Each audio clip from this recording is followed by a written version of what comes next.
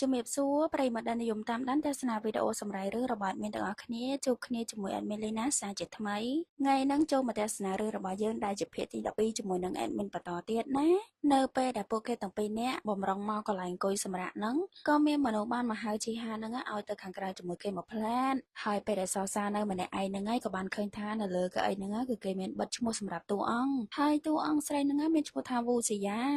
ដែលធ្វើឲ្យនាងហ្នឹងក៏មានការភ្ញាក់ផ្អើលដែរដែលតួស្រីហ្នឹងគឺជាម្នាក់ហ្នឹងណាពេលហ្នឹងក៏មានបុគ្គលិកម្នាក់ចូលមកប្រាប់សោសាឲ្យជួយរក្សាការសម្ងាត់ផងរឿងហ្នឹងមិនគួរឲ្យបែកធ្លាយចេញទៅខាងក្រៅទេប៉ុន្តែសោសាហ្នឹងបែរជាគិតថាអញ្ចេះបើសិនជាបែកធ្លាយទៅខាងក្រៅពិតមែនរឿងដែលជីហានថតជាមួយតួស្រីម្នាក់ហ្នឹងប្រកាសជាត្រូវ trending ពេញហ្នឹងហ្មងពេលដែលសោសាមើលនៅលើកៅអីក៏បានឃើញថាលើកៅអីរបស់វូស៊ីយ៉ាហ្នឹងគឺមានអាចចាប់អ្នកទាំងអស់គ្នាមិនដឹងថាមកពីណាពីណីសោះហើយអ្នករៀបចំហ្នឹងអត់មានបានមើលអីទេអីតែសោសាហ្នឹងនឹកឃើញកំណត់អាក្រក់មួយបដ ហើយគឺនាងបានផ្លាស់ប្ដូរផ្លាកឈ្មោះជីហានហ្នឹងមកដាក់តុកដែលមានអាចចាប់ហ្នឹងវិញណាអ្នកទាំងអស់គ្នាលោកពេលជីហានមកដល់បុគ្គលិកស្រីម្នាក់ហ្នឹងក៏បានដាស់តឿនគេដែរឲ្យគេហ្នឹងជួយថែរក្សាសម្លៀកបំពាក់មួយឈុតហ្នឹងមិនឲ្យប្រឡាក់ហើយក៏កុំឲ្យជ្រួញដែរខ្លាចថាលើក្រោយហ្នឹងវាអាចប៉ះពាល់ដល់ការសម្ដែងរបស់គេអីចឹងណាសោសាលឺពាក្យហ្នឹងហើយភ្ញាក់ប្រឺតបដ ហើយចុះបើសិនជាជីហានត្រូវបានអ្នកផ្សេងសើចចំអកទៅមិនចប់ទៅហើយទេគ្រាន់តែជីហានប្រុងនឹងដើរមកអង្គុយសោសាហ្នឹងក៏ច្រានគេទៅលើកៅអីមួយទៀតបដ ហើយនាងក៏មកអង្គុយលើកៅអីនឹងដោយខ្លួនឯងដំបូងក៏យល់លេសថាខ្លួនឯងហត់ចង់សម្រាកឲ្យជីហានហ្នឹងអង្គុយកៅអីផ្សេងសិនទៅតែគ្មានទេអ្នកទាំងអស់គ្នាតាមពិតទៅតម្រេះជីកឯងសោះហ្នឹងចុងក្រោយអ្នកដែលរងកម្មគឺខ្លួនឯងសោះជីហានឃើញទឹកមុខសោសាដូចជាមិនស្រួលដែរចឹងហើយគេក៏សួរនាំប៉ុន្តែសោសាហ្នឹងក៏និយាយថាអត់អីទេនាងពិតជាមិនអីពិតមែនដល់អញ្ចឹងជីហានក៏បានហុច script រឿងហ្នឹងទៅឲ្យនាងតែម្ដងឲ្យនាងជួយមើលទៅឲ្យគេហ្នឹងជាអ្នកហាត់សមសម្ដែងមុនអីចឹងណាគ្រាន់តែសោសាបើកមើលភ្លាមជីហានគេក៏និយាយផ្លែតសុំតោះណាដែលខ្ញុំនិយាយពាក្យទាំងអស់នឹងដាក់នាងបេះដូងរបស់នាងប្រហែលជាខ្ទេចតមកហើយសូមមេត្តាលើកលែងទោសឲ្យខ្ញុំផងណាសោសាស្ដាប់ពាក្យហ្នឹងហើយហ្នឹងឡើងផ្លឹករហូតដល់ជីហានសួរថាមកចៃតើពាក្យទាំងអស់ហ្នឹងគេនិយាយត្រូវអត់ដល់ពេលសោសាមើលនៅក្នុង script ទៅក៏ឃើញថាវាគឺជាពាក្យសម្ដីដែលគេត្រូវនិយាយតាម script ហ្នឹងសោះអ្នកទាំងអស់គ្នាបលយកច្រឡំស្មានតែជីហានហ្នឹងកំពុងតែសុំទោសខ្លួនឯងតើតែជីហានឃើញនាងភ្លឹកចឹងក៏សួរនាងវិញតើមានជំនាញក្នុងការធ្វើជាជំនួយការគេអត់ហ្នឹងមិនក៏មិនតបមកវិញមកដល់អញ្ចឹងសោសាហ្នឹងក៏និយាយតបទៅវិញប៉ុន្តែមិនមែននិយាយលក្ខណៈសម្ដែងទេគឺនាងអានអក្សរយកហ្មងអ្នកទាំងអស់គ្នាមានអីអានចុះអានឡើងហ្នឹងឡើងធុញដល់អញ្ចឹងហើយនាងក៏ស្ទុះងើបផ្លែតមានអីដល់អញ្ចឹងជីហានហ្នឹងក៏បានឃើញខោរបស់នាងដែលត្រូវប្រឡាក់អាចចាប់នឹងបដ ដោយចុងក្រោយក៏ត្រូវមកឈរជួតដោយខ្លួនឯងហ្នឹងណាអញ្ចឹងបានថាយកកម្មដាក់ខ្លួនឯងណាកំពុងជួតសុកហ្នឹងក៏មានគេស្រែកសួរថាតើមានអ្នកគេអាចជួយលើកឲ្យបានអត់ស្រាប់តែសោសាហ្នឹងក៏ស្ម័គ្រចិត្តជួយគេហ្មងណាក៏មើងងាយរាងកាយតូចៗនេះអសោះប៉ុន្តែកម្លាំងហ្នឹងគឺថាខ្លាំងហ្មងនៅកន្លែងសម្ដែងគេក៏បានស្រែកហៅតួអង្គអ្នកបម្រើហ្នឹងឲ្យចូលមកក៏ស្រាប់តែឃើញថាម្នាក់ហ្នឹងគឺជាលីឡាហើយរឿងហ្នឹងគេឲ្យមកសម្ដែងធ្វើជាអ្នកបម្រើទៀតហើយរៀងអាណិតដែរហ្នឹងគ្នាខំប្រឹងណាស់ដែរអ្នកដឹកនាំសម្ដែងហ្នឹងក៏ប្រាប់នាងថាការសម្ដែងគ្រាន់តែចូលមកដល់លើកទឹកតែឲ្យជីហានហើយក៏ត្រូវថយត្រឡប់ទៅវិញឈរនៅចំណុចដែលគេតាំងគំនូសនោះក្រោយពីស្ដាប់ការណែនាំរួចហើយលីឡាក៏បានចូលមកសម្ដែងលើកទឹកតែឲ្យជីហានប៉ុន្តែពេលដែលនាងថយទៅហ្នឹងគឺថាថយហួសឡើងឆ្ងាយហ្មងណាដល់ចឹងហើយក៏ត្រូវសម្ដែងម្ដងទៀតប៉ុន្តែលើកហ្នឹងលីឡាហ្នឹងក៏នៅតែថយហួសដូចគ្នាមានអីដល់ពេលចឹងត្រូវមកអ្នកដឹកនាំសម្ដែងនឹងបដ ដោយគ្រាន់តែសម្ដែងប៉ុណ្ណឹងសោះហ្នឹងក៏មិនកើតដែរពេលហ្នឹងជីហានគេក៏រៀងធុញដែរប៉ុន្តែគេក៏ជួយនិយាយទៅថាអ្នកចំណូលថ្មីហ្នឹងគឺមិនសូវមានបទពិសោធន៍ទេទុកពេលឲ្យនាងម្ដងទៀតទៅដូច្នេះហើយគេក៏អនុញ្ញាតឲ្យលីឡាហ្នឹងសាកសម្ដែងម្ដងទៀតដល់ពេលសម្រាប់ជីហានមកដល់ហ្នឹងក៏បាត់សោសាឲ្យឈឹងដល់ចឹងហើយហ្នឹងគេក៏បានមកតាមរគឺសោសាហ្នឹងកំពុងតែជួយលើកអីវ៉ាន់គេពេលហ្នឹងស្ទើរតែត្រូវកេះធ្លាក់មកលើហើយប៉ុន្តែជីហានហ្នឹងក៏បានស្ទុះមកជួយទប់ទណ្ឌណាកុំអីហ្នឹងសោសាដឹងតែត្រូវលបួសហ្មងពេលដែលដើរត្រឡប់មកដល់កន្លែងសម្រាប់វិញជីហានក៏បាននិយាយទៅកាន់សោសាម្ដងទៀតថាសុំទោសណាខ្ញុំអត់គួរនិយាយពាក្យហ្នឹងទៅកាន់នាងទេធ្វើឲ្យនាងឈឺចាប់អីសោសាបែរជាតបទៅវិញថាថ្មីតែបិទតែខ្ញុំហ្នឹងមកជំនួសជាជំនួយការក៏ពិតមែនប៉ុន្តែมันគួរឲ្យខ្ញុំមកសម្ដែងប្រយោគទាំងអស់ហ្នឹងទេព្រោះអីខ្ញុំក៏មានដែនកំណត់ដែរខ្ញុំមិនអាចធ្វើវាបានទេប៉ុន្តែជីហានក៏តបទៅវិញថានេះមិនមែនជាការសមទេមុនហ្នឹងគេសុំទោសសោសាពិតមែនណាចំពោះកំហុសរបស់គេកាលពីថ្ងៃមុន ដែលនិយាយថានាងគ្រាន់តែជា fan របស់គេពេលហ្នឹងជីហានហាក់ដូចជាចង់ប្រាប់រឿងអីពីគេដែរប៉ុន្តែគេនៅតាក់ទើខ្លាំងមែនតើមិនដឹងថាត្រូវប្រាប់នាងពីត្រង់ណាទៅទេចឹងហើយសោសាក៏ប្រាប់ឲ្យគេហ្នឹងកុំបខំខ្លួនឯងអីសម្រួលអារម្មណ៍សិនទៅចង់និយាយពេលណាហ្នឹងចាំនិយាយពេលនោះទៅតោះឥឡូវយើងចូលមកដល់ឈុតបន្ទាប់ទៀតដែលជីហានហ្នឹងគេត្រូវមកសម្ដែងមកប្លង់ទៀតបន្តគឺគេត្រូវសុំវល់លន់តួលោកគ្រូរបស់គេដើម្បីយកថ្នាំទៅព្យាបាលប្អូនប្រុសរបស់គេណាហើយគ្រាន់តែគេរាប់1 2 3កាត់ជីហានក៏បានលុតជង្គង់ចុះក្រឹបហើយក៏និយាយពីអង្វរលួងលោមលន់តួទៅកាន់លោកគ្រូរបស់គេអីចឹងទៅដែលមើលទៅហ្នឹងហាក់ដូចជាកំសត់ដែរហ្នឹងអ្នកទាំងអស់គ្នាប៉ុន្តែការសម្ដែងប៉ុណ្ណឹងហើយជីហានគេនៅតែគិតថាហាក់ដូចជាមិនតាន់គ្រប់គ្រាន់ទេគេអត់ពេញចិត្តជាមួយនឹងការសម្ដែងមួយហ្នឹងចឹងហើយគេសុំសម្ដែងឡើងវិញម្ដងទៀតហើយការសម្ដែងម្ដងហ្នឹងគឺថាផ្អើលទាំងលីឡាមកមើលទៀតអ្នកទាំងអស់គ្នាព្រោះតែជីហានហ្នឹងគេបានបញ្ចូលអារម្មណ៍របស់គេទៅក្នុងឈុតមួយហ្នឹងទាំងស្រុងតែម្ដងណាហើយគេមិនមែនគ្រាន់តែសម្ដែងទេសូម្បីតែការអោនគ្រប់ហ្នឹងក៏មែនតែនដែរគឺគេអុកក្បាលខ្លួនឯងឡើងទឹះហ្មងណានេះបានថាអ្នកសម្ដែងអាជីពតតែអញ្ចឹងគ្រាន់តែសម្ដែងចប់សោសាហ្នឹងក៏ស្ទុះរត់មកមើលគេផ្លែតខ្លាចថាគេហ្នឹងអស់កម្លាំងខ្លាំងអីចឹងណាតែពេលដែលនាងរត់មកយកទឹកឲ្យជីហានក៏ស្រាប់តែកលេចភ្នែកទៅឃើញលីឡាហាក់ដូចជារៀងប្រហែលប៉ុន្តែនាងមើលអត់ស្គាល់ទេក៏ដោយសារតែលីឡាហ្នឹងបានបាំងមុខចិត្តពេលដែលនាំជីហានមកដល់កន្លែងសម្រាប់វិញហ្នឹងទូរស័ព្ទរបស់សោសាហ្នឹងក៏បានរលឡើងដែលម្នាក់ហ្នឹងគឺជាសានជាខំមកបបួលនាងទៅដើរលេងជាមួយគ្នាទៀតអីគ្រាន់តែលើថាបបួលទៅដើរលេងអញ្ចឹងជីហានគេក៏ធ្វើពតឈឺក្បាលវិលមុខបដ ாய் មានអីដល់ពេលអញ្ចឹងសោសាក៏បដិសេធជាមួយនឹងសានជាភ្លាមនឹងឯងព្រោះតែនាងត្រូវនៅមើលថែជីហានបន្តទៀត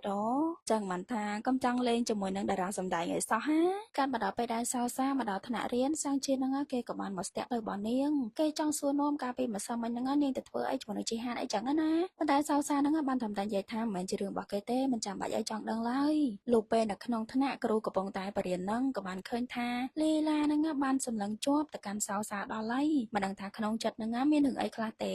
ដូច្នេះហើយដល់ម៉ោងចេញលេងសោសាក៏បានមកម៉ាតដើម្បីយកសបុតពីអូនម៉ាប់ដែលនៅក្នុងហ្នឹងអូនម៉ាប់បានទៅសេថាសោសាហ្នឹងត្រូវបានលីឡាដាក់គោលដៅលើហើយដោយសារតែមិនច្បាស់ទើបអូនម៉ាប់ហ្នឹងចេញមកប្រាប់សោសាដោយផ្ទាល់តែម្ដងសួរថាតើសោសាហ្នឹងបានធ្វើអីឲ្យលីឡាអន់ចិត្តអត់សោសាក៏និយាយថាអត់មានផងប៉ុន្តែអូនម៉ាប់ហ្នឹងសម្គាល់ឃើញថាលីឡាបានសម្លឹងទៅកាន់សោសាជាប់ពេលដែលម៉ោងកំពុងតែរៀននោះកំពុងតែនិយាយគ្នាសុកហ្នឹងស្រាប់តែលីឡាហ្នឹងមកឃើញពីអ្នកហ្នឹងល្មមលីឡាឆ្ងល់បដ ாய் តើពីអ្នកហ្នឹងស្និទ្ធស្នាលគ្នាតាំងពីអង្កលពួកគេក៏ខំរលេះថាមិនស្និទ្ធស្នាលគ្នាអីទេតែមកជួបគ្នាដោយចៃដន្យតើពេលហ្នឹងភ័យមិនស្ទើរទេខ្លាចថាលីឡាហ្នឹងមិនជឿហើយចាប់បានពួកនាងចេញពីកន្លែងហ្នឹងពួកគេទាំងពីរអ្នកហ្នឹងក៏មកអង្គុយពិភាក្សាគ្នាមើលទៅត្រូវបដូរកន្លែងជួបគ្នាហើយខ្លាចថាលីឡានឹងត្រូវចាប់បានពួកគេប៉ុន្តែភ្លាមនឹងលីឡាក៏ចូលមកទៀតហើយសួរថាពីអ្នកនឹងចង់បដូរតាណាតើពួកគេកំពុងតែរៀបកម្រងណាត់ជួបគ្នាមែនអូនម៉ាប់ក៏ចង់បកស្រាយដែរប៉ុន្តែលីឡានឹងអត់ស្ដាប់អីទាំងអស់ព្រោះតែនាងដឹងថាពីរអ្នកនឹងប្រកាសជាស្និទ្ធស្នាលនឹងគ្នាលួចលាក់ជួបគ្នាពីក្រោយខ្នងនាងនឹងជាច្រើនដងមកហើយគ្រាន់តែប៉ុណ្្នឹងក៏លីឡាចាត់ទុកថានេះគឺជាទង្វើក្បត់របស់អូនម៉ាប់ដែរក៏ដោយសារតែរឿងហ្នឹងហើយពេលដែលអូនម៉ាប់មកដល់តុវិញហ្នឹងលីឡានឹងក៏បង្ងើយអត់និយាយស្ដាប់អើពើជាមួយនឹងអូនម៉ាប់តសោះតែធ្វើឲ្យអូនម៉ាប់ចាប់ផ្ដើមខូចចិត្តហើយនាងក៏ក្រាបយំនៅនឹងតុនឹងតែម្ដងចំណែកជីហានពេលដែលឃើញរឿងទាំងអស់ហ្នឹងក៏បានសួរសោសាដែរថាតើមានរឿងអីកើតឡើងប៉ុន្តែសោសាហ្នឹងក៏និយាយថាជីហានគេមិនយល់ពីចិត្តរបស់មនុស្សស្រីទេចេញពីហ្នឹងក្រុមស្រីស្អាតហ្នឹងក៏បានមកប្រជុំគ្នាដោយ3អ្នកហ្នឹងក៏បាននិយាយអាក្រក់ទៅកាន់ជីហានថាគេហ្នឹងមិនស័ក្តិសមក្នុងការសម្ដែងអីទេព្រោះតែគេហ្នឹងមើលទៅហាក់ដូចជាមនុស្សដែលមានភាពភ័យខ្លាចចឹងហើយសម្ដែងសមទេស្រាប់តែលីឡាហ្នឹងក៏ចេញមុខការពារជីហានបដ ாய் អ្នកទាំងអស់គ្នាថា3អ្នកហ្នឹងចេះតែនិយាយហ្មងមិនទាំងបានឃើញជីហានហ្នឹងគេសម្ដែងដល់ផ្ទាល់ភ្នែកផង3អ្នកហ្នឹងឆ្ងល់បដ ாய் មិនក៏នៅសុកលីឡាហ្នឹងតែការពារជីហានអញ្ចឹងលីឡាក៏ថានេះមិនមែនការពារទេនាងគ្រាន់តែនិយាយអីដែលជាការពិតតើនៅកន្លែងអាហារអូនម៉ាប់ឃើញលីឡាហ្នឹងក៏បានស្រែកហៅដែរប៉ុន្តែលីឡាហ្នឹងឡើងពងើយទៀតហើយអត់ចង់និយាយរកទេពេលហ្នឹងសិស្សប្រុសម្នាក់ដែលធ្លាប់តាមលីឡាហ្នឹងក៏បានរត់មកបុកនាងឃើញអញ្ចឹងស្រីក៏នាំគ្នាស្ដីឲ្យគេបដ ாய் ថាគេចង់មកបៀតបៀនលីឡាម្ដងទៀតហើយមែនតែម្នាក់ហ្នឹងក៏សុំទោសរួចហើយហ្នឹងក៏រត់ចេញទៅប៉ុន្តែគេក៏បានរត់បុកសោសាដែលនៅនឹងមាត់ទ្វារនឹងដែរអ្នកនរគ្នាប្រៀបតែនឹងដួលទៅហើយប៉ុន្តែជីហានហ្នឹងក៏ស្ ទុំមកតុបនាងជាប់ហ្មងណាចឹងមិនថាភ្នែកល្វីហ្មងតើណាឆ្ងាយពីសៅសាសោះហើយសៅសានេះអាឡ័យតែរំភើបជាមួយនឹង idol ភ្លេចថាខ្លួនឯងកំពុងតែឃ្លានបាយល្មួតពួរចង់ដៃពោះវៀនទៅហើយនៅខាងលីឡានេះវិញមិត្តរបស់នាងម្នាក់ហ្នឹងក៏បាននាំបរិសម្នាក់ដែលតាមនាងកាលពីលើកមុនហ្នឹងមកជួបព្រោះតែលីឡាចង់បកគលកាដូដែលគេឲ្យមកនាងហ្នឹងត្រឡប់ទៅវិញទាំងអស់ដោយនាងប្រាប់ថានាងអត់ចូលចិត្តអីដែលជារបស់គេឲ្យនាងទេហើយបើទោះបីជាម្នាក់ហ្នឹងនិយាយថាគេនឹងផ្ដល់អ្វីដែលនាងចូលចិត្តក៏លីឡាហ្នឹងមិនទទួលដែរនាងថែមទាំងបានបញ្ជាក់ថាពួកគេមិនមែនជាមនុស្សរស់នៅក្នុងភពតែមួយទេចឹងហើយកុំខ្ជះខ្ជាយពេលវេលារបស់គេអីរួចនាងក៏បានដើរចេញទៅតែម្ដងអ្នកទាំងអស់គ្នានៅក្បែរហ្នឹងជើងខ្លីមួយវែងមួយហ្នឹងក៏បានឈានចេញមកក៏ព្រោះតែកំពុងតែលួចមើលសកម្មភាពរបស់ពួកគេហើយមើលតែមួយផ្លែទេជើងដ៏សែនវែងមួយទៀតហ្នឹងក៏បានចេញមកដូចគ្នាគឺជាសាំងជាអ្នកទាំងអស់គ្នាបីអ្នកហ្នឹងចង់ដឹងចង់ឮរឿងគេមិនណយដែរហ្នឹងតែគ្រាន់តែសាំងជាហាគីងកុងភ្លាមជាយ៉ាងហ្នឹងក៏ចាប់កបួចកអាវសោសាដើរទៅវិញបាត់អ្នកទាំងអស់គ្នាហើយដល់ម្លឹងផងនិយាយរកមួយម៉ាត់ក៏មិនបានដែរពេលដែលសោសានិងជីហានដើរមកកាន់ថ្នាក់រៀនវិញក៏បានឮសិស្សប្រុសពីរនាក់កំពុងតែនាំគ្នានិយាយហាក់ដូចជាមានរឿងចចាមអារាមចេញពីលីឡាអញ្ចឹងឯលីឡាពេលដែលមកដល់ស្ថានីយ៍វិទ្យុរបស់សាលាហ្នឹងសិស្សស្រីម្នាក់ហ្នឹងក៏បានសួរនាំតើនាងមិនអីទេមែនទេលីឡាហ្នឹងឡើងអត់យល់តើគេចង់និយាយពីអីសិស្សម្នាក់ហ្នឹងក៏ថាលីឡាអត់បានឃើញការបង្ហោះនៅលើវេទិការបស់សាលាទេអញ្ចឹងចំណែកសោសាកំពុងតែអង្គុយអានព័ត៌មានទាំងអស់ហ្នឹងហើយអ្នកទាំងអស់គ្នាគឺគេបាននិយាយថាលីឡាជាស្រីស្អាតប្រចាំសាលាប៉ុន្តែសម្រាប់ការទៅសម្ដែងរឿងនាងបែរជាបានត្រឹមតែសម្ដែងជាតួអ្នកបម្រើតែប៉ុណ្ណោះរឿងហ្នឹងសោសាឡើងភ្ញាក់ផ្អើលប៉ុន្តែជីហានគេនិយាយថាគេបានដឹងរួចហើយការពិថតថ្ងៃមុនហ្នឹងលីឡាក៏នៅទីនោះដែរនៅក្នុងក្រុមរបស់គេដែរតើតែរឿងមួយទៀតដែលសោសាឆ្ងល់ពេលដែលមើលរូបថតពីក្មេងរបស់លីឡាហាក់ដូចជាធ្លាប់ឃើញនៅកន្លែងណាមិនដឹងទេហើយសម្បីតែសាំងជាហ្នឹងគេក៏និយាយថាហាក់ដូចជាធ្លាប់ឃើញដែរជីហានក៏ប្រាប់ហ្មងទៅគឺនៅក្នុងហាងប៉ាអែមអត់ចាំទេតើតែអញ្ចឹងតើពួកគេនឹកឃើញថាម្នាក់ដែលថតឲ្យខ្មៅហ្នឹងគឺជាលីឡាសោះភ្លាមហ្នឹងសិស្សស្រីម្នាក់ហ្នឹងក៏បានរត់មកប្រាប់ថាលីឡាកំពុងតែមានរឿងឆ្លោះគ្នាជាមួយនឹងសិស្សថ្នាក់ផ្សេងហើយមែនលីឡាកំពុងតែឆ្លោះប្រកែកជាមួយនឹងសិស្សស្រី3នាក់ដែលបានយករឿងរបស់នាងហ្នឹងទៅបង្ហោះពេលហ្នឹងអូនម៉ាប់ក៏បានចូលមកជួយការពារលីឡាដែរអ្នកទាំងអស់គ្នាម៉េចឃើញគេជាស្រីស្អាតចឹងចំណែនគេមែនកំពុងតែប្រកែកគ្នានឹងសិស្សស្រីនៅក្នុងថ្នាក់របស់លីឡារួមទាំងសៅសាហ្នឹងក៏បានមកជាច្រើនដើម្បីជួយការពារនាងធ្វើឲ្យលីឡាហ្នឹងឡើងភ្ញាក់ព្រឺតហ្មងជាពិសេសហ្នឹងសៅសាមិនក៏ការពារនាងខ្លាំងម៉េចហើយពេលហ្នឹងមិនមែនតែស្រីទេណាសូម្បីតែជីហានដែលជា idol ហ្នឹងក៏បានចេញមកជួយការពារដែរគេនិយាយថាមិនថាអ្នកសម្ដែងហ្នឹងគឺជាតួអង្គអីទេគឺពួកគេតែងតែឲ្យតម្លៃគ្នាទៅវិញទៅមកហើយគេក៏មិនចេះមើលងាយគ្នាដោយអ្នកខ្លះដែលនៅចំពោះមុខគេនឹងដែរតើពួកនាងបានទំនុកចិត្តពីណាមកដែលនាំគ្នាមកមើលងាយតួសម្ដែងបន្ថែមមកស្រីហ្នឹងក៏និយាយថាគេមិនបានមើលងាយតួសម្ដែងបន្ថែមឯណាប៉ុន្តែជីហានក៏តបទៅវិញតែពួកនាងបានមើលងាយលីឡាចុះតើពួកនាងមានអីល្អជាងគេអត់ទាំងចំណាត់ថ្នាក់ទាំងអត្តចរិតមានកន្លែងណាដែលល្អអត់ពាក្យសម្ដីទាំងអស់ហ្នឹងធ្វើឲ្យលីឡាឡើងភ្លឺភ្នែកហ្មងណាមិននឹកស្មានថាសូម្បីតែ idol ហ្នឹងក៏មកការពារនាងដែរតែនៅសល់អ្នកផ្សេងទៀតគឺជាក្រុមរបស់សាំងជាចូលមកដល់ហ្នឹងថាឲ្យស្រីៗទាំង3នាក់ហ្នឹងបាច់ហ្មងណាមិនចង់ត្រូវរបស់គេមែនមិនក៏នៅសុកនាំគ្នាមកមើលងាយម៉ាប់របស់គេអញ្ចឹងលីឡាលើពាក្យហ្នឹងហើយហ្នឹងសួរបតនពាក្យបដ ாய் ថាណាគេម៉ាប់មិញហ្នឹងអាឡៃតែនិយាយគ្នាស្រាប់តែអ្នកគ្រូឈិនហ្នឹងក៏បានមកដល់បដ ாய் ហើយនាំគ្នាមកឈរផ្ដុំគ្នាធ្វើអីហ្នឹងអត់គិតរៀនគិតសូត្រអីទេមានអីសិស្សគ្រប់គ្នាហ្នឹងក៏នាំគ្នាបែកផ្លូវទៅថ្នាក់វិញអស់លីងគឺនៅសល់តែលីឡាជាមួយនឹងអ្នកគ្រូទេដោយអ្នកគ្រូក៏បានមកសួរសុខទុក្ខលីឡាដែរហើយក៏បានប្រាប់នាងដែរថាឲ្យផ្ដោតលើការរៀនរបស់នាងទៅរឿងទាំងអស់ហ្នឹងចាំសាលាហ្នឹងជាអ្នកដោះស្រាយឲ្យចេញពីហ្នឹងពេលដែលលីឡាដើរមករកមិត្តភក្តិរបស់នាងហ្នឹងស្រាប់តែបានឮពួកគេកំពុងតែនិយាយដើមនាងថាដោយសារតែនាងហ្នឹងទៅធ្វើឲ្យពួកគេហ្នឹងជាប់ពាក់ព័ន្ធដែរឥឡូវហ្នឹងគ្រប់គ្នាកំពុងតែចោទប្រកាន់ថាពួកគេក៏កែសម្ផស្សដូចជាលីឡាដែរសំខាន់សិស្សស្រីម្នាក់ហ្នឹងក៏មានគំនិតថាគឺចង់ដកលីឡាហ្នឹងចេញពីក្រុមរបស់ពួកគេហ្មងលីឡាលើហើយបានត្រឹមតែអន់ចិត្តទេមិននឹកស្មានថាមិត្តភក្តិដែលនាងទុកចិត្តបែរជាលួចចាក់នាងពីក្រៅខ្នងអញ្ចឹងសោះហើយនាងបានត្រឹមតែមកអន់ចិត្តឈរលួចយំតែម្នាក់ឯងនៅក្នុងថ្នាក់គ្រាន់តែដល់ម៉ោងចេញទៅផ្ទះភ្លាមលីឡាហ្នឹងក៏បានដើរវឹងទៅផ្ទះតែម្នាក់ឯងហ្មងណាប៉ុន្តែអូនម៉ាប់ហ្នឹងក៏បានរត់មកប្រាប់សៅឲ្យបានដឹងក៏ព្រោះតែនាងបានឃើញថាភ្នែករបស់លីឡាហ្នឹងឡើងក្រហមហាក់ដូចជានាងទៅយំមកអញ្ចឹងដល់អញ្ចឹងក៏ធ្វើឲ្យពួកគេមានការបារម្ភអីតែយ៉ាងណារឿងដែលពួកគេត្រូវធ្វើពេលនេះគឺរកឲ្យឃើញអ្នកដែលបានយករឿងហ្នឹងទៅបង្ហោះណាជីហាណាក៏និយាយថាអពាក្យចចាមអារាមទាំងអស់ហ្នឹងវាបានរៀលដាល់ហើយចង់បញ្ឈប់ហ្នឹងក៏ពិបាកដែរប៉ុន្តែគេមានកំណត់មួយដើម្បីបញ្ចប់ពាក្យចចាមអារាមហ្នឹងដែលនោះគឺពួកគេត្រូវតែបង្ហាញពីការពិត ចំណែកនៅខាងលោកគ្រូអ្នកគ្រូឯណែវិញពួកគាត់ក៏កំពុងតែស្វែងរកដូចគ្នាថាអ្នកណាជាអ្នកបង្ហោះណាប៉ុន្តែពួកគាត់ហ្នឹងរកមិនទាន់ឃើញនៅឡើយទេប្រហែលជាអ្នកបង្ហោះហ្នឹងប្រើឈ្មោះខ្លាំងខ្លាយហើយរឿងហ្នឹងក៏បានបង្ហាញឲ្យយើងឃើញពេលដែលលីឡានៅកន្លែងសម្ដែងម្ដងទៀតហើយគឺនៅកន្លែងតុបតែងខ្លួនមិត្តរួមការងារនាងហ្នឹងក៏បានអបអរសាទរលីឡាដែរក៏ព្រោះតែនាងត្រូវបានអ្នកដឹកនាំរឿងហ្នឹងកោតសរសើរនាងពីការសម្ដែងរបស់នាងហើយនារីម្នាក់ហ្នឹងក៏បានណែនាំលីឡាឲ្យខិតខំប្រឹងប្រែងក្នុងការសម្ដែងរបស់នាងបន្តទៀតផងដែរលុះពេលដែលនារីម្នាក់ហ្នឹងចេញទៅលីឡាក៏បានយកទូរស័ព្ទមកមើលក៏បានឃើញថាអូនម៉ាប់ហ្នឹងបានផ្ញើសារមកនាងជាច្រើនខ្លាំងមែនតើក៏ព្រោះតែអូនម៉ាប់ហ្នឹងបារម្ភពីសុខទុក្ខរបស់លីឡាណាហើយក៏បានសុំទោសចំពោះកំហុសដែលនាងបានធ្វើកន្លងមកផងដែរលីឡាក៏បានតបទៅវិញថានាងមិនអីទេកុំឲ្យអូនម៉ាប់ហ្នឹងបារម្ភអីពេលហ្នឹងក៏ដឹងថាគឺមានតែអូនម៉ាប់ទេដែលស្មោះត្រង់ជាមួយនឹងនាងក្រោយមកពេលដែលលីឡាមកដល់សាលាវិញក៏សាកតបានឃើញមនុស្សហ្នឹងកំពុងតែជុំនាំគ្នាមើលអីមិនដឹងទេលុះពេលដែលនាងចូលមកដល់ទៅបានដឹងថាពួកគេកំពុងតែចោមរោមមើលព័ត៌មានរបស់នាងនឹងឯងក៏ព្រោះតែមិត្តភ័ក្តិនៅក្នុងថ្នាក់របស់នាងហ្នឹងបានជួយគ្នាដើម្បីលុបលាងកាយឈ្មោះរបស់នាងឡើងវិញពួកគេបានបង្ហាញពីការពិតពីការកាត់ខំប្រឹងប្រែងរបស់លីឡាកន្លងមកវាកើតចេញពីសមត្ថភាពនិងអត្តចរិតរបស់នាងមិនមែនកាត់ឡើងដោយការកែសម្ផស្សទៅនាងស្រស់ស្អាតបែបហ្នឹងទេពេលហ្នឹងគេខំជួយហ្នឹងប៉ុន្តែលីឡានៅតែនិយាយថាអញ្ចាណាគេឲ្យធ្វើរឿងទាំងអស់ហ្នឹងយករូបថតទាំងអស់ហ្នឹងមកបិទពិតជាអាក្រក់ខ្លាំងណាគ្រប់គ្នាខំតែភ័យស្មានថាលីឡាហ្នឹងខឹងនឹងពួកគេតើប៉ុន្តែលីឡាក៏បន្តថាលើក្រោយបើចង់ធ្វើរឿងបែបហ្នឹងប្រាប់ខ្ញុំមកចាំខ្ញុំឲ្យរូបស្អាតមិនមែនចេះតែយករូបមកអញ្ចឹងទេតាមពិតតែអញ្ចឹងសោះមិញហ្នឹងគេខំតែភ័យក្រោយមកពេលជីហានដើរមកថ្នាក់លីឡាហ្នឹងក៏បានមកហៅគេក៏ព្រោះតែនាងចង់អរគុណសម្រាប់គំនិតរបស់គេដែលបានជួយនាងនៅថ្ងៃហ្នឹងណាហើយមួយទៀតនាងក៏ចង់អរគុណគេនៅកន្លែងសម្ដែងផងដែរក៏រសារតែជីហានហ្នឹងក៏បានជួយនាងដូចគ្នាឲ្យអ្នកដឹកនាំរឿងហ្នឹងផ្ដល់ឱកាសឲ្យនាងម្ដងហើយម្ដងទៀតសម្រាប់ការសម្ដែងរបស់នាងពេលហ្នឹងទៅលីឡាដឹងថាខ្លួនឯងហ្នឹងមើលជីហានក្នុងផ្លូវខុសគិតថាគេមិនល្អតែនៅការពិតទៅនាងបានដឹងអីថាគេគឺជាសិល្បករដែលខំប្រឹងប្រែងខ្លាំងណាស់ជីហានគេមានតែការសប្បាយចិត្តប៉ុណ្ណោះដែលនាងលែងស្អប់គេបន្តមកទៀតលីឡាក៏ត្រូវចូលមកជួបជាមួយអ្នកគ្រូឈិនដែលមានសិស្សប្រុសដែលតែងតែតាមនាងហ្នឹងក៏កំពុងតែនៅទីហ្នឹងដូចគ្ន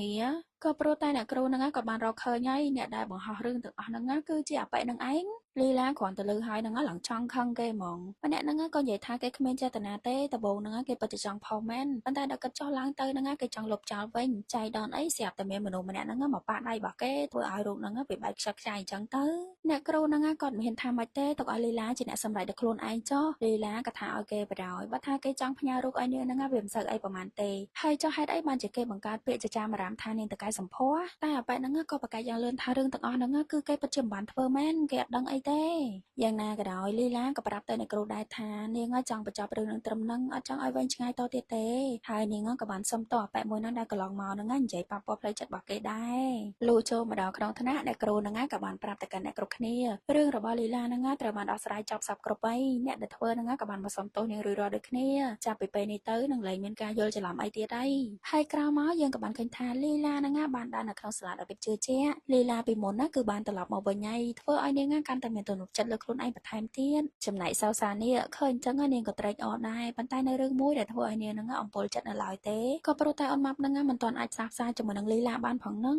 នៅក្នុងថ្នាក់អូនម៉ាប់ហ្នឹងក៏បានមករកសៅសាដោយប្រាប់ថាលីឡាហ្នឹងយំម្ដងទៀតហើយនាងបានឃើញលីឡាកំពុងតែលួចយំតែម្នាក់ឯងនាងពិតជាបារម្ភខ្លាំងណាស់លើអញ្ចឹងសៅសាហ្នឹងក៏បបួលអូនម៉ាប់ទៅមើលទាំងអស់គ្នាតែម្ដងហើយពួកគេក៏បានមកឃើញថាលីឡាពិតជាកំពុងតែឈប់បែកក្នុងយំតែម្នាក់ឯងពិតមែនណាប៉ុន្តែភ្លាមហ្នឹងស្រាប់តែលឺលីឡានិយាយថាប៉ាកំទៅចោលកូនអីសូមប៉ាកំទៅចោលកូនអីស្រាប់តែលីឡាងាកមកខ្វាច់បាក់ជាមួយនឹងពីរនាក់នឹងបដ ாய் តាមពិតលីឡាកំពុងតែទន្ទិញ script សម្ដែងរឿងរបស់នាងសោះហ្នឹងនៅក្នុងថ្នាក់រៀនវិញម៉ោងកំពុងតែរៀនហ្នឹងលីឡាចេះតែលួចមើលមុខអូនម៉ាប់រហូតមានអារម្មណ៍ថាអាណិតអូនម៉ាប់មិនទេហើយពេលដែលដល់ម៉ោងចេញលេងអូនម៉ាប់រៀបនឹងចេញទៅហ្នឹងលីឡាស្រាប់តែបបួលអូនម៉ាប់តែញ៉ាំបាយជាមួយគ្នាគ្រាន់តែលើពាក្យហ្នឹងនិយាយពីថាអូនម៉ាប់ហ្នឹងរំភើបហួសថ្លែងហ្មងណាគាត់ថាគ្មានសង្ឃឹមនឹងត្រូវគ្នាវិញហើយតានៅកន្លែងញ៉ាំបាយអូនម៉ាប់ហ្នឹងក៏ហៅឲ្យសៅសានិងជីហានមករួមតុជាមួយនឹងពួកនាងដែរក៏ព្រោះតែខ្លួនហ្នឹងកំពុងតែត្រេកអរដែលអាចផ្សះផ្សាទំនាក់ទំនងជាមួយនឹងលីឡាវិញណាតែអូនម៉ាប់ក៏នៅតែសុំទោសលីឡាចំពោះរឿងដែលនាងបានលាក់បាំងស្រាប់តែលីឡាហ្នឹងក៏បានតបទៅវិញថាអូនម៉ាប់មិនចាំបាច់សុំទោសទេព្រោះតែនាងមានសិទ្ធិចងមិត្តភាពជាមួយអ្នកណាគេក៏បានដែរមិនចាំបាច់ដាក់សម្ពាធឲ្យខ្លួនឯងទេព្រោះអីមនុស្សម្នាក់ហ្នឹងគឺមានសិទ្ធិរៀងៗខ្លួនណាលើអញ្ចឹងអូនម៉ាប់ជាមួយនឹងសៅសាហ្នឹងឡើងសប្បាយចិត្តមែនតើព្រោះតែពួកគេហ្នឹងក៏ចូលចិត្ត គ្នាដែរដោយសារតែចំណង់ចំណូលចិត្តចូលចិត្តញ៉ាំដូចគ្នាពួកគេកំពុងតែនិយាយលេងសើចសប្បាយជាមួយគ្នាហ្នឹងសាងជាហ្នឹងក៏បានចូលមកឆ្ងល់ហ្មងពួកគេហ្នឹងអីក៏ស្អិតល្មួតជាមួយគ្នាម៉ែឥឡូវតែចូលមកដល់ហ្នឹងក៏ត្រូវមកលីឡាទៀតហើយព្រោះតែពួកគេហ្នឹងបើមិនបានប៉ះពាល់សម្ដីគ្នាគឺមិនអស់ចិត្តហ្មងសំខាន់សាងជាហ្នឹងគេបដូរការហៅពីលីឡាមកហៅម៉ាប់ម៉ាប់គេអត់ខ្វល់ទេថាពេលហ្នឹងនាងទៅជាយ៉ាងណាសំខាន់គេចូលចិត្តម៉ាប់ម៉ាប់របស់គេដល់ហើយនេះចេញពីហ្នឹងលីឡាក៏បាននាំអូនម៉ាប់ហ្នឹងមកស្ទូឌីយោដែលនាងតែងតែធ្វើការដែលអូនម៉ាប់ហ្នឹងមិនដែលចូលមកមើលផ្ទាល់បែបហ្នឹងទេនាងក៏មានអារម្មណ៍ថារំភើបចិត្តណាស់ដែរភ្លាមហ្នឹងក៏មានសិស្សស្រីម្នាក់ដែលតែងតែដើរក្នុងក្រុមជាមួយនឹងលីឡានឹងបានមករកនាងដោយនិយាយថាខ្លួនឯងហ្នឹងបានយល់ច្រឡំជាមួយនឹងព័ត៌មានទាំងអស់នោះហើយក៏ចង់មកត្រូវគ្នាវិញដើរលេងជាមួយនឹងលីឡាបន្តទៀតអីចឹងណាប៉ុន្តែលីឡាហ្នឹងបែរជានិយាយថានាងអត់ចង់លេងជាមួយនឹងម្នាក់ហ្នឹងទៀតទេក៏ព្រោះថ្ងៃមុនហ្នឹងបានលើការសន្ទនារបស់ពួកគេរួចហើយពួកគេគឺជាមិត្តពោះមិត្តក្ពើចឹងហើយអាចដើរជាមួយបានទេលីឡានិយាយចឹងហើយហ្នឹងក៏ម្នាក់ស្រីហ្នឹងអត់អស់ចិត្តទេនៅតែតាមសួរលីឡាទៀតគេមកសុំទោសឲ្យតាមិនក៏វៃរឹកខ្លាំងម៉េះដោយសារតែអត់ម៉ាប់នៅនឹងដែរចឹងហើយនាងក៏បានជួយចេញមកការពារលីឡាជំនួសប៉ុន្តែក៏ត្រូវបានម្នាក់ហ្នឹងស្ដីឲ្យអ្នកទាំងអស់គ្នានាងក៏បានច្រានឲ្យអូនម៉ាប់ហ្នឹងទៅប៉ះត្រូវនឹងបតុងបើកសម្លេងតែម្ដងហើយការសន្ទនារបស់នាងក៏បានលាន់លឺពេញតែសាលានឹងឯងដោយម្នាក់ហ្នឹងបានមើលងាយអូនម៉ាប់ថានាងជាមនុស្សដែលកធាត់មិនស័ក្តិសមដើរជាមួយនឹងក្រុមស្រីស្អាតដូចជាពួកគេទេរាល់ដងក៏យល់មុខលីឡាទេទៅឲ្យដើរជាមួយអ្នកនៅក្នុងថ្នាក់ពេលដែលស្ដាប់ឮពាក្យទាំងអស់ហ្នឹងហើយនិយាយថាខឹងហើយជីហានក៏បានបបួលគ្រប់គ្នាទៅស្ថានីយវិទ្យុភ្លាមតែម្ដងណាស្របពេលដែលមករួមថ្នាក់កំពុងតែសម្រុកទៅរកពួកគេហ្នឹងក៏លឺលីឡាហ្នឹងនិយាយកាន់ជើងអូនមកបដាថាពួកគេរាប់អានគ្នាមិនខ្វល់ពីរូបសម្រស់មាឌធាត់ឬស្គមសឬខ្មៅខ្ពស់ឬទាបស្អាតឬមិនស្អាតអីទេសំខាន់ពួកគេមានទឹកចិត្តល្អអាចរាប់អានគ្នាបានពាក្យសម្ដីទាំងអស់ហ្នឹងធ្វើឲ្យលោកគ្រូនាយកគាត់គិតតែពីអង្គុយញញឹមទេអ្នកនរគ្នាក៏ឡើងពេញចិត្តស្ដោកហ្មងណាចំណែកជីហានវិញគេខំប្រឹងរត់បដាខ្ទប់ទ្រូងបដាមើលទៅហ្នឹងរៀងយ៉ាប់ទៀតហើយនេះនៅក្នុងស្ថានីយវិទ្យុទីបំផុតសិស្សរួមថ្នាក់របស់ពួកគេហ្នឹងបានមកដល់ទីនេះហើយសាំងជាចូលមកដល់គេក៏បិទសម្លេងជាមុនសិនទៅស្ដីឲ្យសិស្សម្នាក់ហ្នឹងតាមក្រោយសិស្សម្នាក់ហ្នឹងក៏ថាវាជាចំនួនរបស់យើងជាមួយនឹងលីឡាទេមានអីពាក់ព័ន្ធជាមួយនឹងឯងសាំងជាគេក៏ការពារពួកអីគេចាំរួមថ្នាក់នឹងគ្នាស្រាប់តែម្នាក់ហ្នឹងឌឺដងបដ ாய் ថាសិស្សទី7ហ្នឹងមិនមែនគឺជាសិស្សដែលសវោទៅដល់អ្នកបាតតារាងហ្នឹងមិនមែនម្នាក់ស្រីហ្នឹងចេញមកឡងមើលងាយគេសាហាវហ្មងណាហើយមិនត្រឹមតែប៉ុណ្្នឹងទេមិត្តរួមថ្នាក់របស់នាងហ្នឹងក៏បានមកជួយព្រួតដែរអ្នកនរគ្នាគឺជាប្រុសប្រហែលអ្នកនេះបានគ្នាមកអញ្ចឹងម្នាក់ស្រីហ្នឹងឡើងខ្លាំងដៃយកបដ ாய் ពេលហ្នឹងសម្បីតែជីហានក៏ត្រូវបាននាងដៀលដែរអ្នកនរគ្នានិយាយទៅយកចំណុចខ្សោយគេមកមើលងាយគេហ្មងដែលធ្វើឲ្យសោកសាលឺហើយហ្នឹងឡើងខឹងបើដៀលត្រឹមនាងមិនអីទេនេះដៀលដល់អាយដលរបស់នាងទៀតកំពុងឆ្លុះប្រកែកគ្នាហ្នឹងលោកគ្រូនាយកទី2ហ្នឹងក៏បានចូលមកអ្នកគ្រូឈិនហ្នឹងក៏រត់មកតាមដែរអ្នកនរគ្នាមកដល់គាត់ក៏បញ្ញាប់និយាយសុំទោសហើយនឹងព្រានបដៅសិស្សរបស់គាត់ហ្នឹងឲ្យបានល្អរួចគាត់ក៏ធ្វើសញ្ញាឲ្យកូនសិស្សរបស់គាត់ហ្នឹងឆាប់ចេញទៅណាប៉ុន្តែលោកគ្រូនាយកទី2ហ្នឹងអត់ព្រមឲ្យពួកគេទៅទេហើយក៏បានដាក់ទោសឲ្យពួកគេហ្នឹងទៅសម្អាតទីឃ្លាសាលាហ្មងកំពុងតែជួតសម្អាតទីឃ្លាសាលាហ្នឹងស្រី2 3នាក់ហ្នឹងក៏បានមកឃើញជីហានកំពុងតែត្រូវគ្រូដាក់ទោសដែរស្រាប់តែពួកគេក៏មានកំណត់ចង់ថតរូបរបស់ជីហានហ្នឹងផុសចូលវាយបោហ្មងណាសោសាហ្នឹងក៏ស្រែកស្ដីឲ្យពួកហ្នឹងហ្មងថាឲ្យថតទេស្រាប់តែសិស្សស្រីថ្នាក់ទី3ហ្នឹងក៏ថាអាយដល់របស់នាងស្អីគេគ្រាន់តែត្រូវគ្រូដាក់ទោសសោះហ្នឹងក៏ថតមិនបានដែរពេលហ្នឹងពួកគេហ្នឹងក៏ឆ្លុះប្រកែកគ្នាបន្តទៀតហើយអ្នកទាំងអស់គ្នាសាំងជាលឺហើយហ្នឹងគេឡើងក្រឺតគេក៏ប្រាប់ជីហានថាបញ្ចេញធម្មពលឲ្យពួកគេឃើញបន្តិចមើលជីហានណាក៏សួរសាំងជាវិញថាឯងកំពុងនិយាយមួយណាគេព្រោះនៅហ្នឹងគ្មានមនុស្សណាក្រៅពីក្រុមរបស់ពួកយើងផងហ្នឹងមានអីមួយម៉ាត់ហ្នឹងគឺចុកដែរហ្នឹងចាត់ទុកពួកគេជាសម្រាមហ្មងសិស្សប្រុសថ្នាក់ទី3ម្នាក់ក៏ថាជីហានឯងហ្នឹងកុំវារឹកខ្លាំងពេកជីហានណាក៏តបទៅវិញថាក្លិនអីហ្នឹងឯងក៏ស្អុយខ្លាំងម៉េះមួយម៉ាត់ហ្នឹងគឺចុកជាងមុនទៀតអ្នកនរគ្នាអញ្ចឹងបានថាអាយដល់ហ្នឹងក៏ធម្មតាដែរណាហើយដោយសារតែពួកគេហ្នឹងនៅតែប្រកែកមិនចុះសម្រងគ្នាសាំងជាហ្នឹងគេក៏មានកំណត់មួយគេក៏បបួលសិស្សថ្នាក់ទី3ហ្នឹងប្រកួតគ្នាហ្មងចាំមើលថាតើអ្នកណាហ្នឹងប្រកែកជាងអ្នកណាសិស្សស្រីថ្នាក់ទី3ហ្នឹងស្រាប់តែនិយាយថាចែមិនអីទេប្រកួតក៏ប្រកួតដែរហើយបើសិនជាថ្នាក់ពួកឯងចាញ់ពួកឯងហ្នឹងគ្រាន់តែបោះសម្រាមចំនួនយើងពេញមួយឆ្នាំទៅពេលហ្នឹងលីឡាអត់ចង់ឲ្យសាំងជាយកប្រំក្នុងការប្រកួតអីទេប៉ុន្តែស្រាប់តែដូហ្នឹងក៏និយាយថាប្រកួតក៏ប្រកួតក៏ព្រោះតែនាងមិនអាចឈរមើលឲ្យគេមើលងាយសិស្សថ្នាក់ទី7របស់នាងដូចគ្នាយ៉ាងណាយ៉ាងណីប្រកួតឲ្យដឹងសខ្មៅជាមួយគ្នាម្ដងមើលក្រោយពីបញ្ចប់ការដាក់ទោសក្រុមសោសាហ្នឹងក៏បានត្រឡប់មកដល់ថ្នាក់វិញប៉ុន្តែនាងស្រាប់តែនឹកឃើញថាមិនដឹងទៅជាយ៉ាងណាយ៉ាងណីទេព្រោះតែសាំងជាគេត្រូវទៅជួបជាមួយនឹងសិស្សទី3ដើម្បីពិភាក្សាគ្នាទៅលើការប្រកួតរបស់ពួកគេឥឡូវក៏លេចមកមើលខាងសាំងជានិងសិស្សថ្នាក់ទី3ហ្នឹងហ្មងទៅមើលតែសកម្មភាពពួកគេទៅដឹងហើយមិនចោះសម្រងគ្នាទេប្រកែកគ្នាឡើងតាំងសរសៃកអស់ហើយក្រោយពីការទៅជែកវែកញែកគ្នាឡើង ស្វិតស្វាញសឹងតែថាវាយគ្នាម្ដងផងហ្នឹងណាទីបំផុតពួកគេហ្នឹងណាក៏រកឃើញហើយក៏ចុះកិច្ចសន្យាជាមួយគ្នាក្នុងការប្រកួតហ្នឹងហើយក្រោយពីបញ្ចប់ការពិភាក្សាសាំងជាក៏បានយកលទ្ធផលមកប្រាប់មិត្តរួមថ្នាក់របស់គេហ្នឹងឲ្យបានដឹងថាពួកគេហ្នឹងណាត្រូវប្រកួតគ្នាទៅលើហ្គេមអីគេខ្លះអីចឹងណាពេលហ្នឹងជីហានណាគេក៏សុំមើលกระดาษហ្នឹងសិនដែរគេចង់ដឹងថាតើបញ្ហាប្រឈមហ្នឹងណាគឺជាអីគេខ្លះលោកពេលដែលជីហានយកមកមើលហ្នឹងណាគឺថាគេវិភាគឡើងមកសតោទៅគេប្រាប់ថាគុណវិបត្តិហ្នឹងណាគឺថាអញ្ចេះការប្រកួតចងជើងដើរ3នាក់ហ្នឹងណាគឺមានបន្ទុកច្រើនជាងគេចឹងហើយហ្គេមមួយហ្នឹងណាគឺមានអត្ថប្រយោជន៍ក្នុងការកំណត់ការចាញ់ឈ្នះច្រើនជាងគេពេលដែលដឹងរឿងហើយសាំងជាហ្នឹងឡើងចង់ខឹងដែរហ្នឹងណាហាក់ដូចជាខ្លួនឯងនេះកំពុងតែចាញ់ក្នុងល្បិចគេអញ្ចឹងតែយ៉ាងណាជីហានក៏និយាយដែរថាចុះហៅតលេខាហើយគឺរួចហើយអាចត្រឡប់ក្រោយបានទេបើថាពួកគេចង់លេងល្បិចពួកយើងមានតែខំប្រឹងទៅតាមល្បិចរបស់ពួកគេហ្នឹងទៅហើយសម្រាប់ការចោះឈ្មោះមនុស្សដែលត្រូវលេងហ្គេមអីហ្នឹងណាជីហានណាគេក៏ផ្ដល់កំណត់មួយដែរឲ្យមករួមថ្នាក់គេចោះឈ្មោះទៅតាមសមត្ថភាពនិងជំនាញដែលពួកគេមានហ្មងទៅព្រោះថាបើសិនជាយើងចាប់តាំងអាចនឹងខុសទៅលើសមត្ថភាពដែលពួកគេមានសំខាន់ជីហានណាគេបានដឹងពីសមត្ថភាពរបស់មិត្តរួមថ្នាក់គេហ្នឹងណាសឹងតែទាំងអស់គេក៏ធ្វើការបែងចែកហ្នឹងណាបានយ៉ាងត្រឹមត្រូវដោយហ្គេមវាយសីគឺគេបកគលទៅឲ្យលីឡាព្រោះតែគេដឹងថានាងបកែខាងហ្នឹងឌូលើអញ្ចឹងនាងក៏សុំចុះឈ្មោះធ្វើជាអ្នកលោតចម្ងាយតែម្ដងព្រោះតែនាងក៏បកែខាងហ្នឹងដូចគ្នាបន្ទាប់ពីធ្វើការបែងចែករួចហើយគ្រប់គ្នាក៏នាំគ្នាមកហាត់សមក្នុងការប្រកួតនឹងវិញម្ដងតែថាមើលទៅដូចជារឿងឆ្កងដល់ហើយអ្នកនរគ្នាស្រីដែលត្រូវរត់ចម្ងាយហ្នឹងគឺថារត់របត់ហ្មងនេះរយកចការអីមិនបានតតសោះចំណែកលីឡាវិញខំឈរឈ្មោះជាអ្នកវាយសីប៉ុន្តែនាងវាយខុសរហូតអ្នកនរគ្នាឡើងសាំងជាហ្នឹងគេឈរចាំលើកទង់សឲ្យហ្មងណាក្នុងចំណោមពួកគេអ្នកនរគ្នាដឹងថាអូនម៉ាប់ហ្នឹងត្រូវធ្វើអីអត់គឺនាងជាអ្នកជញ្ជូនស្បៀងឲ្យអ្នកគ្រប់គ្នាអ្នកនរគ្នាអារឿងហ្នឹងគឺចំជំនាញហ្មងចូលមកដល់វគ្គបន្ទាប់សាំងជាសៅសាជាមួយនឹងជីហានពួកគេបានមកហាត់សមចងជើងដើរជាមួយគ្នាវិញម្ដងតែថាគ្រាន់តែមើលហ្នឹងក៏ដឹងថាវេទនាដែរប្រុសហ្នឹងគេឡើងជើងវែងចំណែកសៅសាហ្នឹងជើងឡើងខ្លីហើយពួកគេហ្នឹងដើរគ្មានទៅត្រូវគ្នាអីទេអ្នកនរគ្នាហើយឡើងវេទនាហ្មងណាដល់ពេលដើរទៅចេះតែខុសគ្នាអញ្ចឹងសាំងជាជាមួយនឹងជីហានហ្នឹងក៏ឆ្លោះប្រកែកគ្នាបដ ாய் មានអីដល់ពេលឆ្លោះប្រកែកគ្នាពេកសំបីតែអាយដល់ហ្នឹងក៏សៅសាវាយដែរប្រាប់ឲ្យថាឲ្យសាមគ្គីគ្នាបើនៅតែអញ្ចឹងធ្វើមិនអាចយកឈ្នះគេបានហើយសៅសានិងជីហានណាមិនហាត់ទៅនៅសាលាទេណាមកដល់ផ្ទះវិញពួកគេហ្នឹងក៏នាំគ្នាហាត់កដាលយប់ទៀតដែរពួកគេអាចបដាយបានទេព្រោះត្រូវតែយកឈ្នះសិស្សថ្នាក់ទី3ហ្នឹងឲ្យបានជាដាច់ខាតហើយពេលវេលាក៏ចេះតែរត់ថយក្រោយរហូតដល់ថ្ងៃពួកគេហ្នឹងត្រូវប្រកួតជាមួយគ្នាហ្មងដូច្នេះហើយថ្ងៃថ្មីក្រុមទាំងពីរហ្នឹងក៏បានមកជួបជុំគ្នានៅកន្លែងដែលពួកគេត្រូវប្រកួតគ្នាមកដល់ភ្លាមហ្នឹងគឺថាបាញ់កសែផ្នែកកាមេរ៉ាដាក់គ្នាពេញនឹងតែម្ដងចាំមើលថាតើពួកគេក្រុមណាជាអ្នកឈ្នះទៅណ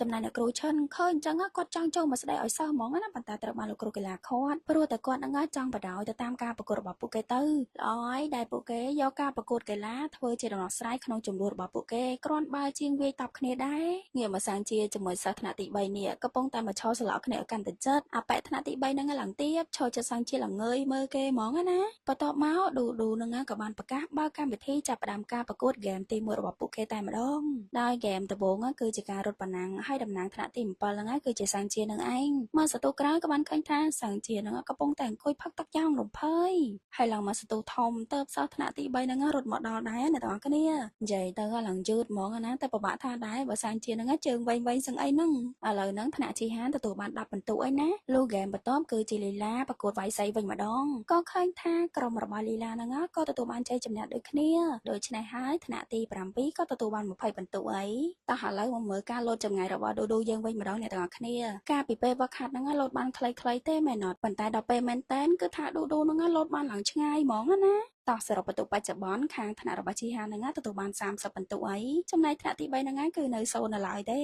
តោះទៅមើលហ្គេមបន្តទៀតដោយវគ្គហ្នឹងគឺសៅសាជាអ្នករត់ចម្ងាយវិញម្ដងពេលហ្នឹងសង្គ្រាមរវាងការស្រែកហូរបស់ក្រុមទាំងពីរហ្នឹងបានប្រយុទ្ធប្រឆាំងគ្នាហើយគឺស្រែកហូផ្ដល់កម្លាំងចិត្តដល់សមាជិកក្រុមរបស់ពួកគេអីចឹងណា